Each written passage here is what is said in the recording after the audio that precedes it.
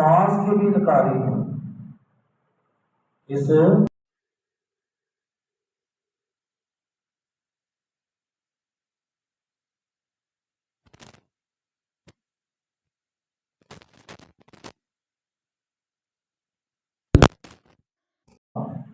جس کے اندر آپ نے قرآن و سنت کی روشنی کے اندر آپ نے اس نماز کی جواز کو بیان فرمایا کہ نماز پڑھنا کیا ہے، جائز ہے، شرعی طور پر اس کے اندر کوئی حرج والی بات نہیں۔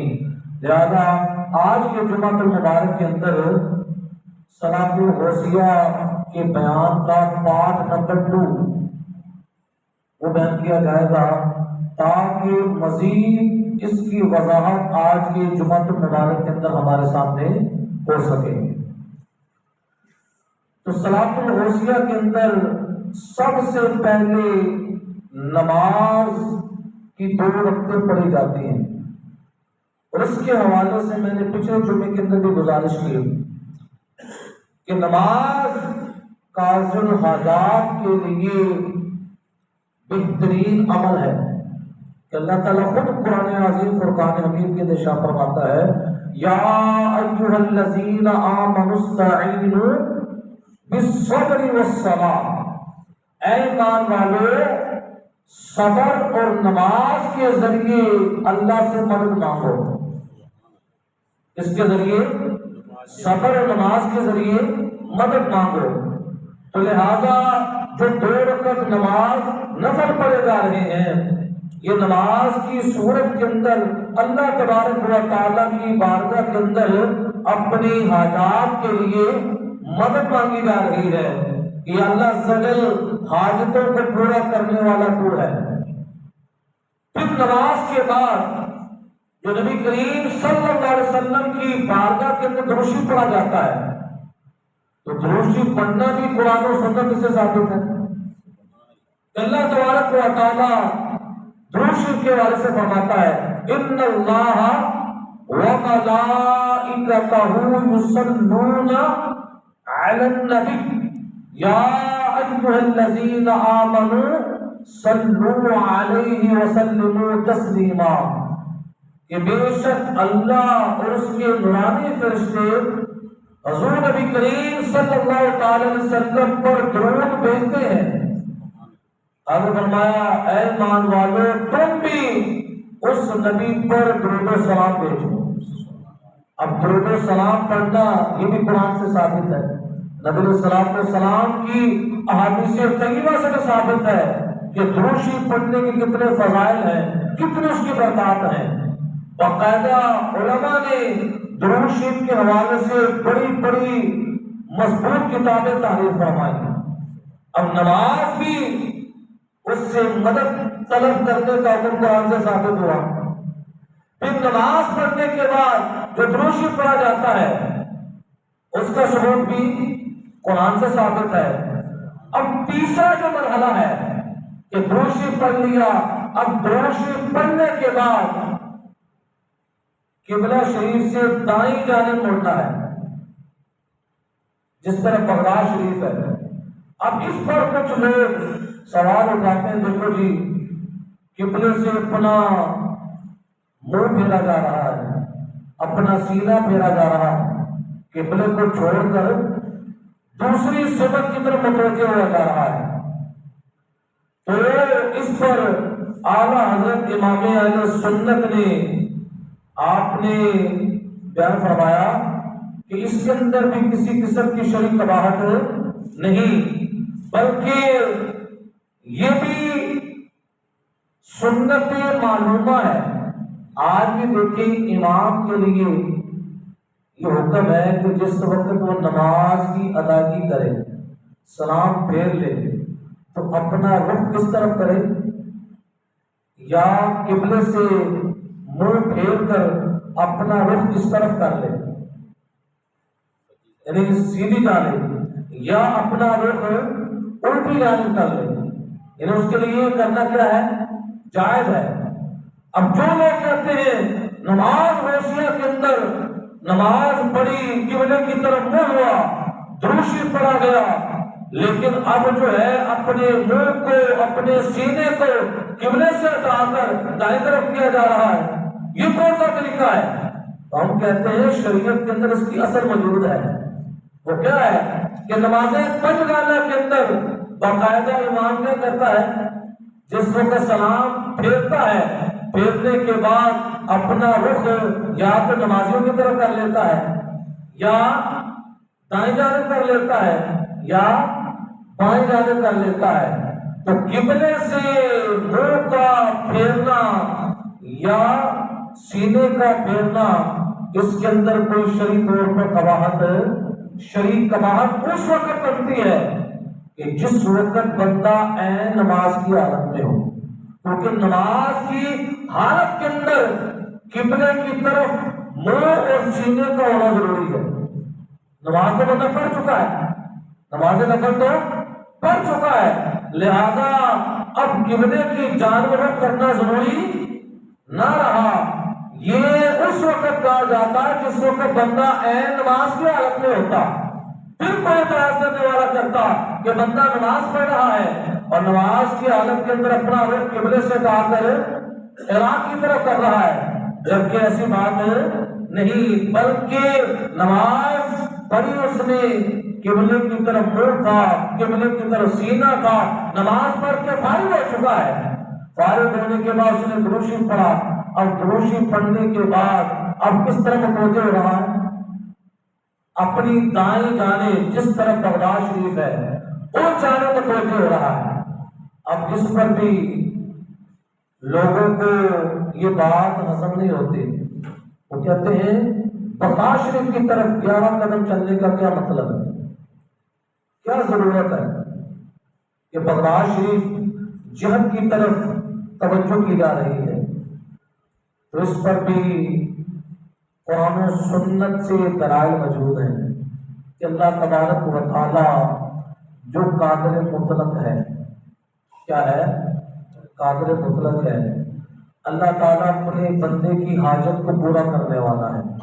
اللہ تبارک و تعالیٰ اپنے بندے کو مصیبتوں سے نکالنے والا ہے، لیکن اس کے باوجود خود اللہ تعالیٰ قرآن عظیم فرقان حمید کے اندر ارشاد فرماتا ہے، یا ایھا الذین آمنوا اتقوا اللہ وابتغوا الیہ الوسیلہ، اے ایمان والو اللہ سے ڈرو اور اس تک پہنچنے کے لیے وسیلہ تلاش کرو۔ کیا کرو؟ اب وسیلہ تلاش کرنے کا حکم یہ قرآنی ہے۔ کس کا حکم ہے؟ اللہ رب العزت کا ہے۔ اللہ رب العزت نے وسیلے کو تلاش کرنے کا حکم خود قرآن پاک کے اندر فرمایا۔ پھر اس پر میں نے پچھلے جمعے کے اندر بھی بیان کیا، اللہ تعالیٰ تواب بھی ہے، رحیم بھی ہے، اپنے بندے کی توبہ قبول کرتا ہے، لیکن اللہ فرماتا ہے کہ تم اپنی جانوں پر ظلم کر بیٹھو تو میرے محبوب کی بارگاہ میں آ جاؤ۔ اللہ اپنے محبوب کی بارگاہ میں بھیج رہا ہے، یہ بھی قرآن حکم ہے۔ اب صلاۃ الغوثیہ پڑھنے والے نے نماز بھی پڑھ لی، دروشی بھی پڑھ لیا، اب کس طرح متوجہ ہو رہا ہے؟ دائیں طرف جو قبلے کی جانب بنتی اس طرح متوجہ ہو رہا ہے، متوجہ ہو رہا ہے۔ یہ بھی قرآن کے حکم کے مطابق ہے کہ بندہ اللہ کی بارگاہ کے اندر غوث پاک کو وسیلہ بنا رہا ہے۔ کیا بنا رہا ہے؟ غوث پاک کو وسیلہ بنا رہا ہے کہ غوث اعظم اللہ تبارک و تعالیٰ نے آپ کو بڑی شان عطا فرمائی ہے، آپ اللہ تبارک و تعالیٰ کی بارگاہ کے اندر میری اس حاجت کو پورا فرما دیں۔ اب اس کے اندر کون سی شرعی قباحت ہے کہ کوئی بندہ یہ کہے؟ اچھا پھر کچھ لوگ کہتے ہیں چلو وسیلہ تو ثابت ہو گئے، لیکن تم یہ بھی کہتے ہو کہ جب بغداد شریف کی طرف چلنا ہے تو بڑے تعظیم سے چلنا ہے، بڑے ادب سے چلنا ہے۔ تو بندہ بندے کی طرف جا رہا ہے تو تعظیم کیوں کی جا رہی ہے؟ تعظیم تو اللہ کے لیے ہونی چاہیے، بندے کے لیے تعظیم کیوں ہو رہی ہے؟ تو اس پر بھی اعلیٰ حضرت امام اہل سنت نے قرآن و سنت کی روشنی کے اندر دلائل دی ہے۔ آپ فرماتے ہیں کسی اللہ والے کی تعظیم کرنا، کسی اللہ والے کے سامنے عاجزی کرنا ایسے ہی ہے جیسے اللہ کے سامنے عاجزی کرنا ہے۔ اگر کوئی بندہ کسی ایسے بندے کے سامنے عاجزی کرتا ہے، اس کو یہ سمجھتا ہے یہ اللہ والا ہے، یہ اللہ کا نیک بندہ ہے، تو اس بندے کا اس کے سامنے عاجزی اور انکساری کرنا ایسے ہی ہے جس طرح اللہ کے حضور عاجزی کر رہا ہے۔ لہذا اگر کوئی بغداد شریف کی طرح رک کر کے بڑی عاجزی کے ساتھ، بڑی انکساری کے ساتھ چلتا ہے تو اس کے اندر بھی کوئی شرک قباحت ہے۔ اب اس پر قرآن عظیم فرقان حمید کی آپ کے سامنے میں چند آیات پڑھتا ہوں کہ اللہ والوں کی تعظیم کرنا یہ باعث خیر ہے، باعث۔ اب اللہ تبارک و تعالی سورہ حج کے اندر ارشاد فرماتا ہے، سورہ حج کی آیت نمبر 30 ہے، اللہ رب العزت شاہ فرماتا ہے ذالک ومن یعظم حرمات اللہ فهو خیر له عند ربہ۔ بات یہ ہے جو اللہ کی حرمتوں کی تعظیم کرے تو وہ اس کے لیے اس کے رب کے یہاں بھلا ہے۔ جو چیزیں اللہ تبارک و تعالی کی بارگاہ کے اندر حرمت کا مقام رکھتی ہیں، عزت کا مقام رکھتی ہیں، تو اللہ تبارک و تعالی فرماتا ہے جو ان چیزوں کی تعظیم کرتا ہے، ان کا احترام کرتا ہے، تو یہ چیز ان کے لیے باعث خیر ہے۔ ان کے لیے کیا ہے؟ جس طرح کے حج کے مہینے، یہ بھی حرمت والی چیز ہے۔ تو جب مہینوں کا یہ مقام ہے تو جن شخصیات کو اللہ تبارک و تعالیٰ نے اپنی بارگاہ کے اندر مقام عطا فرمایا، مقام قرب عطا فرمایا، تو وہ بھی اللہ تعالیٰ کی حرمات ہیں۔ تو قرآن کی سنت سے معلوم ہوا کہ جو بندہ اللہ والوں کی تعظیم کرتا ہے تو ان کا تعظیم کرنا ان کے لیے باعث خیر ہے۔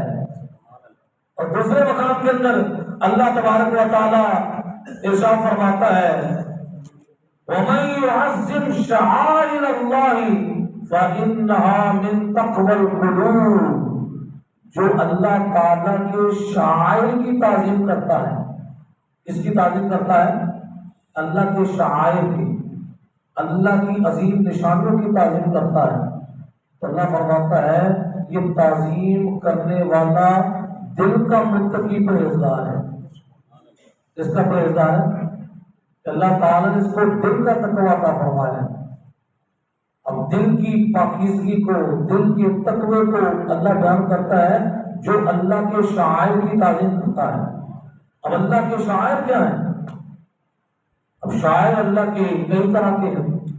اللہ رب العزت قرآن پاک میں ارشاد فرماتا ہے ان الصفا والمروہ من شعائر اللہ، کہ صفا اور مروہ اللہ کی نشانیوں میں سے ہے۔ حالانکہ صفا اور مروہ جگہ ہے، اور وہ اللہ کی نشانیاں کیسے بنی کہ وہاں پر سیدہ رضی اللہ تعالی عنہا، سیدہ حاجرہ رضی اللہ تعالی عنہا وہاں پر بیٹے اسماعیل علیہ السلام کے لیے پانی لینے کے لیے دوڑی۔ تو جس مقام کے اندر سیدہ نے چکر لگائے اپنے بیٹے کے پانی کے لیے، ان پاؤں کی برکت سے اللہ پاک نے اس جگہ کو شاعر اللہ کہا کہ وہ اللہ کی نشانیوں میں سے ہے۔ تو جہاں پر اللہ کے ولیوں کے قدموں کے نشان پڑے، قدموں کے نشان وہاں پر موجود ہو، اللہ اس کو شاعر اللہ کہتا ہے۔ تو جس مزار کے اندر اللہ کے ولی کا پورا جسم ہو، اس کا پورا، تو وہ بدرجہ اولا اللہ کی نشانیوں میں سے ہے۔ تو لہذا نماز غوثیہ کے اندر جو بندہ عراق شریف کی طرف جاتا ہے وہ کس کی طرف جا رہا ہے؟ غوث پاک رضی اللہ تعالیٰ نے، جو اللہ کی نشانی میں سے نشانی ہے، اور ان کی تعظیم کرنا، اللہ فرماتا ہے ایسا شخص جو ہے دل کا پرہیزگار ہے۔ تو آج لوگوں کو بڑی تشویش ہے کہ بغداد شریف کی طرح نماز غوثیہ پڑھنے کے بعد تعظیم کے ساتھ جانا یہ معاذ اللہ شرک ہے، اس سے معاذ اللہ اللہ کی توحید کو خطرہ پڑ جائے گا۔ حالانکہ خود اللہ تعالیٰ قرآن میں فرماتا ہے جو اللہ کے شاعر کی تعظیم کرتا ہے وہ دل کا پرہیزگار ہے۔ تو جب جگہ اللہ کے شاعر بن سکتے ہیں تو جن جگہوں کو اللہ والوں کی وجہ سے شاعر کہا، پھر ان اللہ والوں کے جسموں کی شان کیا ہو، ان کے بدنوں کا مقام کیا ہوگا، وہ کتنی بڑی اللہ کی نشانی میں سے نشانی ہوگی۔ اسی طرح حدیث پاک کے اندر بھی نبی کریم صلی اللہ علیہ وسلم نے اس موضوع کو بیان فرمایا۔ اب لوگ اس طرح کی باتیں لے کر لوگوں کو برگلاتے ہیں، دیکھو جی یہ سنی کرتے کیا ہے، نماز غوثیہ پڑھی، درود شریف پڑھا، اس کے بعد بڑی تعظیم کے ساتھ کس طرح چل رہا ہے، بغداد شریف کی طرح چل رہا ہے۔ تو آج ان کے سارے تو اللہ کے سامنے ہونے چاہیے، یہ لوگوں کے سامنے ان کے ساتھ ہو رہی ہے۔ تواضع اللہ کے علاوہ کے سامنے کرنا یہ شرک ہے۔ اس طرح کی باتیں کر کے لوگوں کو پریشان کرتے ہیں۔ اب آئے میں آپ کو نبی علیہ السلام کا فرمان سناتا ہوں۔ نبی کریم صلی اللہ تعالی علیہ وسلم ارشاد فرماتے ہیں تعلموا العلم، علم سیکھو، وتعلموا للعلم السکینۃ والوقار، اور علم کے لیے سکون اور وقار سیکھو، ادب اور احترام سیکھو کہ علم کو کس طرح عزت ملے گی۔ ایک تو علم سیکھنا ہے، اور اس کے ساتھ ساتھ اس چیز کو بھی سیکھنا ہے جس سے معاشرے کے اندر علم کا وقار بڑھے۔ اور آگے کیا فرمایا، وَتَوَاضَعُوا، اور عاجزی کی ساری کرو، لمن، اس شخص کے آگے، تعلمون منہ، جس سے تم علم سیکھ رہے ہو۔ جس سے کیا کہتے ہو، یہ استاد کی بات ہو رہی ہے اور یہ رسول اللہ کا فرمان ہے۔ نبی صلی اللہ علیہ وسلم نے فرمایا جس سے تم علم سیکھ رہے ہو اس استاد کے سامنے کیا کرو، تواضع اختیار کرو۔ تو جو لوگ کہتے ہیں غیر اللہ کے آگے تواضع کرنا حرام ہے، تو یہاں پر رسول اللہ خود فرما رہے ہیں استاد غیر اللہ ہے نہیں، اللہ کے سوا ہی ہے نا، لیکن خود حضور علیہ السلام فرماتے ہیں جس سے تم علم سیکھ رہے ہو اس کے سامنے کیا کرو، تواضع اختیار کرو۔ تو اس حدیث پاک سے یہ معلوم ہوا کہ اللہ والوں کے سامنے تواضع کرنا اس لیے کہ یہ اللہ والا ہے، وہ حقیقت کے اندر اللہ کے سامنے عاجزی کرنا ہے۔ وہ کس کے سامنے عاجزی کرنا ہے، اللہ کے سامنے عاجزی کرنا ہے۔ یہ مطلب نہیں ہے کہ وہ عاجزی کسی اور کے لیے کر رہا ہے، اور اس چیز کو اللہ کا قرآن بھی بیان کرتا ہے اور مصطفیٰ کریم صلی اللہ تعالی علیہ وسلم کا فرمان بھی بیان کرتا ہے۔ اب تواضع کے حوالے سے صحابہ کا عمل دیکھیں، یہ میں مختصر کر رہا ہوں، قرآن پاک کی آیتیں بھی آپ کے سامنے پیش کی، رسول اللہ صلی اللہ علیہ وسلم کا فرمان پیش کیا، اب صحابہ کا عمل پیش کرنے لگا ہوں۔ اب یہ روایت جو ہے یہ بھی حدیث پاک کی کتاب المعجم الکبیر کے اندر اس کو بیان کیا گیا۔ اس کی راوی حضرت ہند بن ابی حالہ جو نبی کریم صلی اللہ تعالی وسلم کے اوصاف کو بیان کرتے ہیں۔ آپ فرماتے ہیں جب حضور علیہ السلام کلام فرماتے جتنے حاضرین مجلس حضور کی بارگاہ میں موجود ہوتے وہ اپنی گردنوں کو جھکا لیتے، گردنوں کو جھکاتے گویا ان کے سروں پر پڑتے ہیں۔ کیوں؟ نبی کریم صلی اللہ تعالی وسلم کی مجلس کا ادب کرتے ہوئے، حضور علیہ السلام کی تعظیم کرتے ہوئے اس طرح حضور کا خطاب منہمک ہو کر سنتے کہ گویا کے سروں پر پرندے بیٹھے ہیں، اپنا سر ہلائے نہیں لیتے، سر پر اگر پرندہ ہو تو بندہ بالکل ساکن ہو جاتا ہے۔ اب صحابہ کا نام دیکھیں، کیا صحابہ کرام نے توحید نہیں پڑھی تھی؟ اس ڈیٹ تو ہی رسول اللہ سے پڑھی ہے. تو کیا رسول اللہ صلی اللہ علیہ وسلم نے صحابہ کو نہیں فرمایا اے میرے صحابہ اپنی گردنیں سیدھی کرو؟ یہ گردنیں کس کے آگے جھکنی چاہیے؟ یہ اللہ کے آگے جھکنی چاہیے. تم نے گردنوں کو جھکایا ہوا ہے اور اپنے آپ کو بالکل ساکن کر کے بیٹھے ہو. میرا کیوں نہ کر رہے ہو؟ میری تعظیم کیوں کر رہے ہو؟ اگر تعظیم کرنی ہے تو اللہ کی کرو. تو نبی علیہ الصلوۃ والسلام نے یہ فرمایا. کیوں نے فرمایا؟ کہ صحابہ کو پتا تھا جنہوں نے ہمیں اللہ کی توحید بتائی ہے ان کی تعظیم کرنا ایسے ہی ہے جیسے اللہ کی تعظیم کرنا ہے.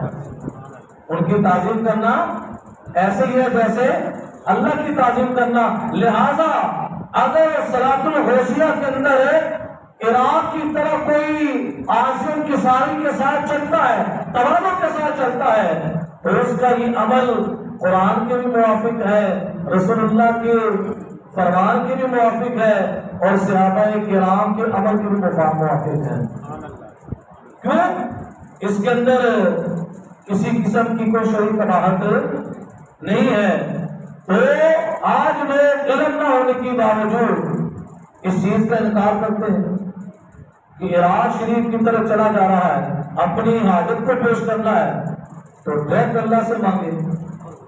ڈائریکٹ حالانکہ خود اللہ تعالیٰ نے قرآن پاک کے اندر فرمایا یا ایھا الذین آمنوا اتقوا اللہ وابتغوا الیہ الوسیلہ، اے ایمان والو اللہ سے ڈرو اور اس تک پہنچنے کے لیے وسیلہ تلاش کرو.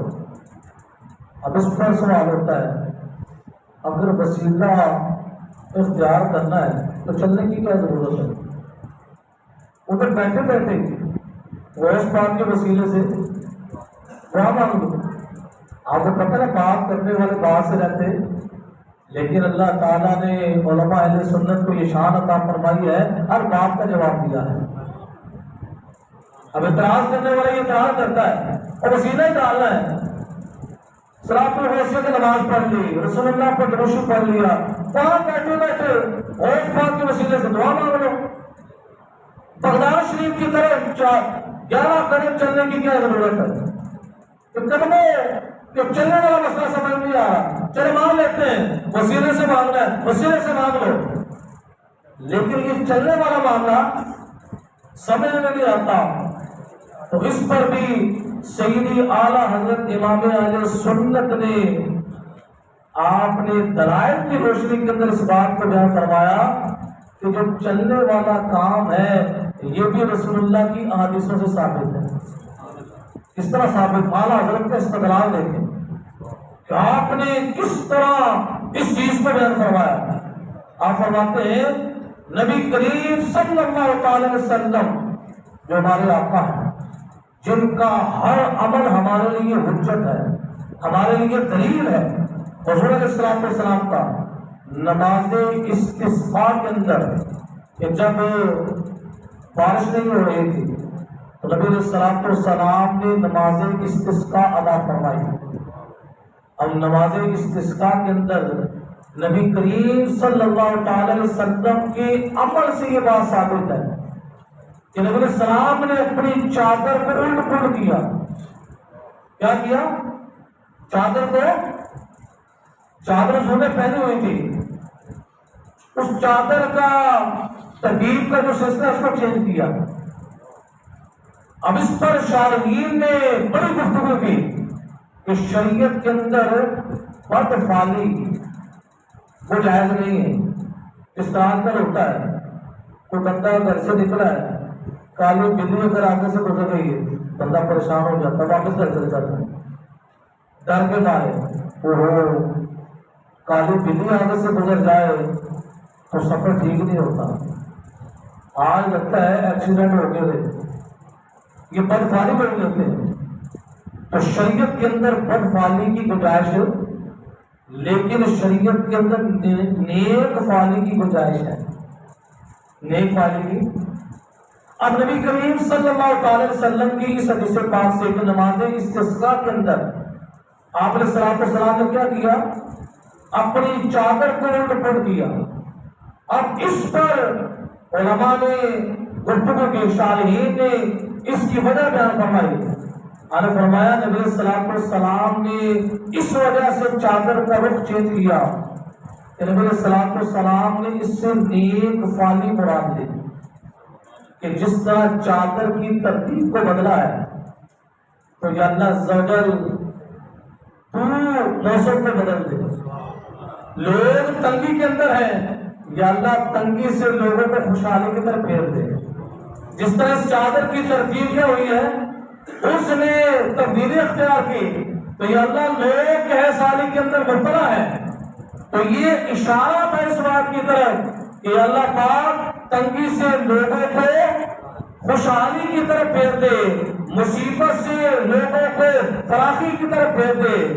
تو نبی کریم صلی اللہ تعالی علیہ وسلم کے فرمان سے نیک فالی کا کیا ہوتا ہے, ثبوت ہوتا ہے. کیا ہوتا ہے؟ تو اب یہاں بھی اگرچہ غوث پاک رضی اللہ تعالی عنہ کا وسیلہ جو ہے وہ وہاں بیٹھ کر بھی دیا جا سکتا ہے, لیکن توسل کے اندر یہ ہوتا ہے انسان کی جو باطنی توجہ ہوتی ہے جس کا وسیلہ پکڑ رہا ہے اس کی طرف ہونا ضروری ہے. جب بندہ کسی بزرگ کو اللہ کی بارگاہ میں کیا بناتا ہے, وسیلہ بناتا ہے, تو اس کے اندر باطن کے اندر اس بندے کی توجہ اس بزرگ کی طرف ہونا ضروری ہے. اب باطن کی توجہ کے ساتھ ساتھ شریعت اسلامیہ کے اندر یہ ہے کہ ظاہری طور پر کوئی ایسا عمل ہو کہ جو عمل باطن کی توجہ کو بیان کرے.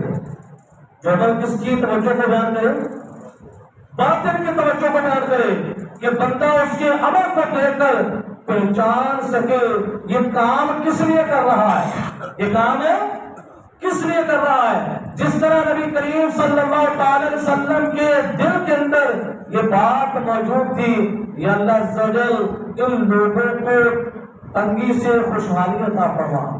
تنگی سے, کیونکہ نماز استسقاء جو پڑھی جا رہی ہے بارش نہیں ہو رہی, دل کے اندر یہ خیال تھا, دل کے اندر یہ خیال مضبوط تھا, یا اللہ ہم تیری بارگاہ میں خوشحالی چاہتے ہیں. اب وہ جو باطن کے اندر توجہ تھی اس باطنی توجہ پر ظاہری علامت کون سی تھی؟ نبی علیہ الصلوۃ والسلام نے اپنی چادر کو ٹکڑ کیا. کیا کیا؟ یہ جو ظاہری علامت تھی یہ باطنی توجہ کو کیا کر رہی تھی, بیان کر رہی تھی.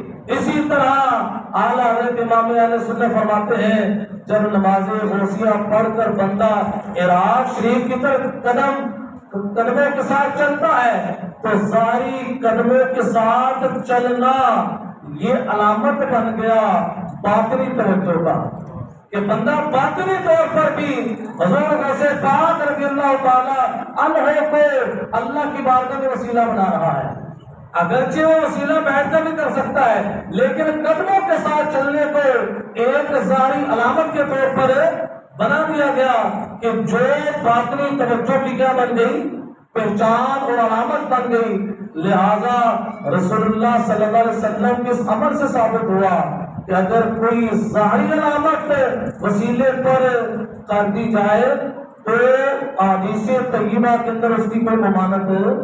اس وجہ سے پھر عراق شریف کی طرف قدموں کے ساتھ چلا جاتا ہے, قدموں کے ساتھ, کہ ہر قدم پر اللہ کے ولی کو وسیلہ بنایا جاتا ہے, اللہ کے ولی کو وسیلہ بنایا جاتا ہے. اور باقاعدہ رسول اللہ صلی اللہ تعالی علیہ وسلم کے فرمان کے اندر یہ بھی بات موجود ہے کہ نبی علیہ السلام جب دعا مانگتے تھے کیا کرتے تھے, ہاتھوں کو اٹھاتے تھے اور دعا مانگ کر جب فارغ ہوتے تھے نبی علیہ السلام اپنے چہرے پر پھیر لیتے تھے.